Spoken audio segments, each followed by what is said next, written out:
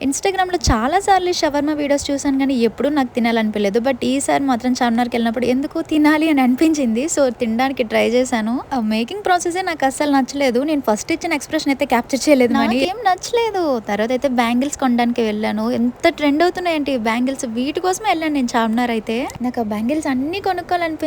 కానీ అన్నీ కొనుక్కొని ఎక్కడ పెట్టుకుంటాను చెప్పండి. అందుకే కొనుక్కోలేదు. తర్వాత నా ఫేవరెట్ బిర్యానీ ఇదైతే చార్మినార్ దగ్గర. అక్కడికెళ్ళి బిర్యానీ తినడం అంటే నాకు చాలా ఇష్టం. చార్మినార్‌కెళ్తే ఈ బిర్యానీ అయితే అస్సలు మిస్ అవ్వను. పక్కా తినేసే వస్తాను. ఇంకా పక్కనే షుగర్ కేన్ జ్యూస్ ఉంటది. అది కూడా నాకు చాలా ఇష్టం. ఇంక ఈ అప్సరా బాదం మిల్క్ కోసం అయితే గంటలు గంటలు తిరిగాము.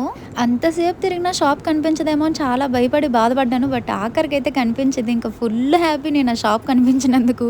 ఇంకా తినడం, తిరగడం 2 అయిపోయి ఇంక మూవీ టికెట్స్ తీసుకొని థియేటర్‌కైతే వెళ్ళిపోయాం మేము. నేను అంతసేపు సోకులు పడ్డాను గానీ సినిమా చూడకుండానే వచ్చేసాం బయటికి. ఎందుకు అనేగా మీ క్వెషన్ నెక్స్ట్ వీడియోలో చెప్తాను. మీరైతే అస్సలు మర్చిపోకుండా సబ్స్క్రైబ్ చేసుకోండి.